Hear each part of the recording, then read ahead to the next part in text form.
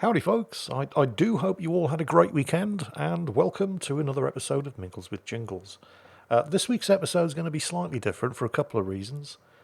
First, I've got Flambass, yes, World of Warships Flambass, and his girlfriend, the world-famous Mrs. Citadel, are both staying with me for the weekend. They came over to Britain to go to the Tank Museum for Tiger Day.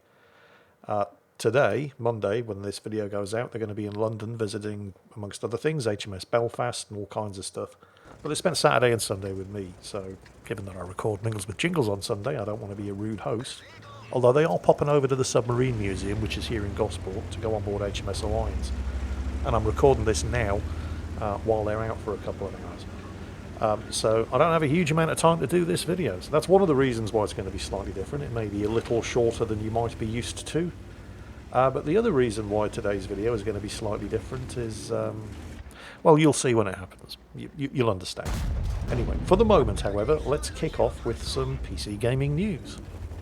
First of all, Street Fighter 6. And no, I really don't care that much about Street Fighter 6. Although I was a big fan of Street Fighter 2 back in the early 90s on the Commodore Amiga. But yeah, Street Fighter 6. It's out in a couple of weeks, and no, I don't really care. And I suspect most of you probably don't really care either. The kind of games that I showcase and the kind of audience that I attract, i.e. you guys, probably really aren't into fighting games that much. But it's not really the game itself that I'm focusing on here. It's the publisher and developer Capcom's depressingly predictable marketing strategy around the game launch, which is a couple of weeks away. I mean, the game isn't even out yet, and Capcom have already announced which extra characters you're going to be able to buy as DLC. Yep, that's right. The game is still 6 weeks away from launch, and Capcom have already let us know which extra characters you're going to be able to pay for post-release. Because of course they have. It's like games that were in early access that already have microtransactions and in-game stores. It's all just becoming depressingly predictable, isn't it? Well. Like I said, I mean, it's not like I'm going to be buying any of them, and I'm certainly not going to be playing Street Fighter 6. I don't give a shit about Street Fighter 6. But I do give a shit about the predatory business practices of big gaming companies. Although, I mean, is anybody really surprised at this point? No, I didn't think so. Well, anyway, screw Capcom and screw Street Fighter 6. Moving on swiftly. This next bit isn't exactly gaming news. I mean, you could kind of stretch it a bit and argue that it was, because it's Lord of the Rings, and there have been Lord of the Rings games. In fact, Amazon were developing a Lord of the Rings MMO before they shit-canned it. And Amazon are involved in this story, but it's more to do with their offensively patronising and condescendingly stupid shit show of a TV series, The Rings of Power, based on, well, they acquired the rights from the Tolkien estate at considerable cost. They've spent hundreds of millions of dollars on this TV show, when I think most people involved would really rather they hadn't. But anyway, they did, and now they're being sued for $250 million by somebody who is very happy that they went to the trouble of acquiring the license from the Tolkien estate and spending hundreds of millions on producing this TV show. Because if they hadn't, he wouldn't have been able to sue them. This is a bit like, I don't know if you remember, about a month or so ago I talked about a game called, I think, Soviet Republic or something like that. You manage a Soviet Republic, funnily enough. It's still in development. I played it in early access. It's quite promising. And a couple of the community members said, wouldn't it be a good idea if you could do this in the game? They suggested a new game mode, and the developers said, yeah, actually, that's not a bad idea. It is something that we have plans for, although it's not currently actually in development. But, you know, thank you for your interest. And then when a sort of early version of this game mode appeared in the, I don't even know if they know it was in the game or whether it was just in the patch notes as something that was coming in the future. One of the community members sued the development studio because he didn't get a credit for suggesting this game mode. I mean, the balls on this guy. Well, this is a similar story, because what's happened with the Rings of Power TV show is that somebody is suing Amazon for copyright infringement, claiming that Amazon's Rings of Power TV show breaches his intellectual copyright. But surely the only people who hold the copyright to Lord of the Rings is J.R.R. Tolkien's estate, and they sold the rights to Amazon. Yes, correct. So what the hell's going on here? Well, here's the story. Strap yourselves in because this is amazing. Some guy on the internet, who is known only by his internet handle, Demetrius Polychron, yes, really, apparently set the stage for this lawsuit over a period of several years. First, he wrote some Lord of the Rings fan fiction, right, which he does not actually hold any intellectual copyright for because it belongs to the Tolkien estate. So he wrote some fan fiction to do with Lord of the Rings. It's called The Fellowship of the King. Yeah, you see what he did there? Wonder where he got the inspiration for that title from. So he writes this fan fiction, and then in 2017, he registers it with the US Copyright Office. Now, according to the lawsuit, he then sent a letter to Simon Tolkien, grandson of J.R.R. Tolkien, and the director of the Tolkien estate, describing the Fellowship of the King and requesting a review of the manuscript. Unsurprisingly, he didn't get a response. He was not dissuaded, however. In 2019, with the anticipation of publishing his book to the public, he hired an attorney to contact the Tolkien estate again. The Tolkien estate's attorney rebuffed any attempt at collaboration the very next day. You know, he's basically seeking to have this thing legitimised by getting it approved by the Tolkien estate, which they completely refused to do. So Polychron says he then personally delivered a copy of the manuscript to Simon Tolkien at his home. Right, this isn't getting creepy at all, is it? And notes that he included the copyright symbol on the manuscript. He, funnily enough, got no response to the dropped-off manuscript, so he then wrote a letter asking for it back and informing Simon Tolkien that he would publish The Fellowship of the King and an additional 6-book series independently. He followed through and published The Fellowship of the King, his fan fiction, in September 2022.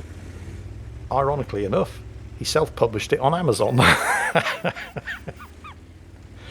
He admits in the complaint that the book was inspired by The Lord of the Rings and J.R.R. Tolkien, and yet somehow at the same time, despite admitting that he's using somebody else's intellectual copyright as the whole basis for his fan fiction, because it's fan fiction, he then goes on to say that the work is nevertheless a wholly original book and concept, which the Rings of Power TV show rips off in a variety of ways. My God, the balls on this guy. So what kind of similarities are we talking about here? How the hell did Amazon's Rings of Power TV show rip off some fan fiction that was only published after the Rings of Power started airing? Well, you'd be amazed. His book contains a character who's called Eleanor, and so does the Rings of Power. Wow. Now, the character in his book is called Eleanor Gamgee Gardner, character from The Lord of the Rings, which was written by J.R.R. Tolkien. And the Eleanor in the Rings of Power is a new character who was probably named Eleanor because that's the kind of name a proto-Hobbit would have, as established by J.R.R. Tolkien, the guy who created Hobbits and first named one of them Eleanor, and whose work Amazon has a license to adapt. Polychron wants $250 million. He didn't even come up with the name of the character. J.R.R. Tolkien did. The character in question is the daughter of Sam from The Lord of the Rings. And the character in Rings of Power is not the same person. It just happens to have the same first name. He thinks he has a copyright on first names. He wants $250 million for his trouble. Yeah, good luck with that. I don't think Jeff Bezos is going to be losing any sleep over this lawsuit. The thing is, though, all joking aside, this fan fiction stuff, while it's usually completely harmless, and there's nothing wrong with it, and it's just a fun way of expressing your love for a particular franchise, but it can get quite dangerous for the original authors. I mean, George R.R. Martin, the author of the Game of Thrones, famously dislikes fan fiction, and in a blog post he wrote about another fantasy author, Marion Zimmer Bradley. Some of you may have heard of her. She's quite a popular fantasy novelist, and she had to scrap a novel that she was working on because somebody had written some fan fiction that covered broadly similar topics and was demanding co-authorship of the book that she was working on as a result. And so rather than just deal with the legal headaches, She scrapped the book entirely. She had an original idea based on expanding some of the stuff that she'd already written and published and taken it to its logical conclusion, started work on it, and then heard that some fan fiction author had had more or less exactly the same idea, which is not really surprising because, you know, fan fiction authors read books by their favourite writers and then they also come up with ideas to expand on what was already been written, and so it's not really surprising that the two of them would have similar ideas. And it was her intellectual property and she just couldn't be bothered with the legal headaches. I mean, a lot of the time you get these copyright infringement lawsuits and they're clearly frivolous lawsuits, and the complainant knows that if it ever goes to court it would get thrown out. But before it gets to court there are substantial legal costs that mount up, and they're gambling that the person that they're suing is going to say, you know what, screw it, here's some money, go away. Although in the case of some of these fan fiction writers, I mean, the guy who is suing the Tolkien, not the Tolkien estate, Amazon, I mean, he started hand-delivering copies of his manuscript to Simon Tolkien's home. I think some of these people probably are genuinely delusional. They're not looking for settlements, they're not looking for cash handouts in order to go away and shut up and drop the case. They genuinely believe that they have a stake in the property that they're obsessing over. And you probably don't want to piss them off because they're obsessives, and that can get dangerous. Yeah. Anyway, I did say this week's episode of Mingles with Jingles was going to be slightly different. I'm going to be doing something that I don't usually do. I'm going to ask you to watch a video. I suspect a fair number of you may have already seen this before. For those of you who haven't, prepare to be amazed. For those of you who have seen it before, it's probably just as good the second time around, and then there's some bonus footage that I'm going to show you afterwards, which you may not have seen. Anyway, I'm just going to roll the footage and get on with it, and you can see what everybody's been getting so excited about. Here we go. The first time I saw this, I didn't actually know what it was. It looks like police body cam footage. Keep watching.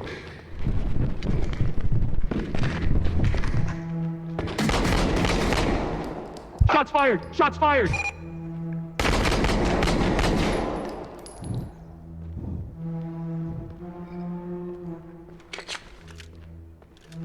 So what are these UI elements appearing on screen? Yeah.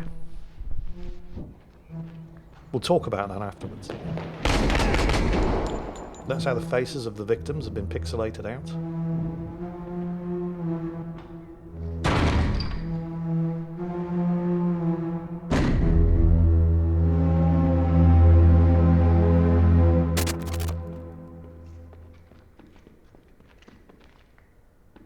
Guys, you are not watching police body cam footage.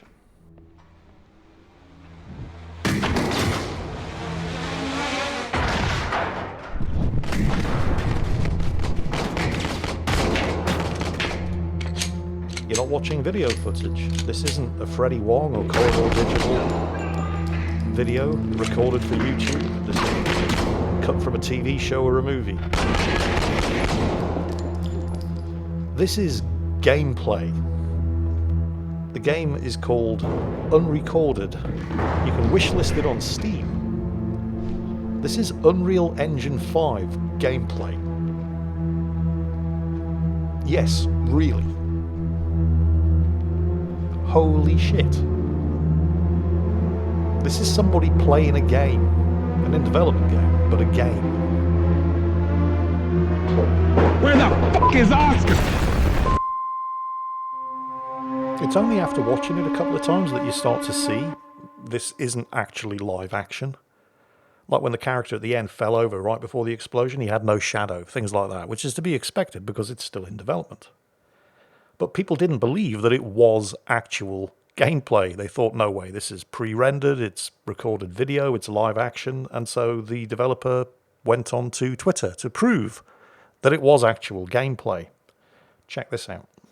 Here he is using screen capture of his desktop in the Unreal editor, and quite clearly showing that this is not pre-recorded video because he's doing stuff now that he didn't do in the clip that you just saw. Like turning around to look at the trees and then shooting up the car park. None of that happened in the first clip. This is him controlling it live within the editor. And then, well, people say, well, you could have just recorded a different video sequence using a body cam. Well, okay, fair enough. So if that's not enough proof, we'll go ahead and enable no clip mode. This is game footage. Yes, really. Naturally, the internet lost its mind with people saying, no, it's too realistic. Well, but isn't that what we're striving for? But how did they get it to look so realistic? Well, they're obviously not sharing their secrets, but there's a lot you can do to make stuff look real beyond just enabling ray tracing and sticking a couple of extra million polygons on screen. I mean, Cyberpunk 2077 looks amazing, and it is incredibly detailed, but it doesn't look real, right? It looks like a very, very incredibly well-detailed game. You never think you're watching real life, but you did think you were watching real life when you watched that clip from Unrecorded, and it didn't do it by just throwing more polygons at the screen. There are all kinds of clever things you can do with depth of field of view, depth of perception, desaturating the colours, and doubtless other kinds of sneaky tricks that the developers aren't sharing with people. But it did not look like a game. That was amazing. And yes, I have it wishlisted. Because I don't even know if I'm going to like the game, but I want to see it played because that looked incredible. So, yeah, do let me know what you think. Was that just too much? And, you know, when does a thing become too real for comfort? When does it start becoming uncomfortably realistic? Because that's basically what the internet's going crazy about after that video clip was released. And that's really all I have time for today, because my guests are due back anytime soon. And I've got dinner to prepare. So that's it. Like I said, a slightly unusual episode of Mingles with Jingles, but I do have all kinds of good reasons. And I hope you enjoyed it anyway, and I hope it's given you something to talk about in the comments. As always, take care, and I'll catch you next time.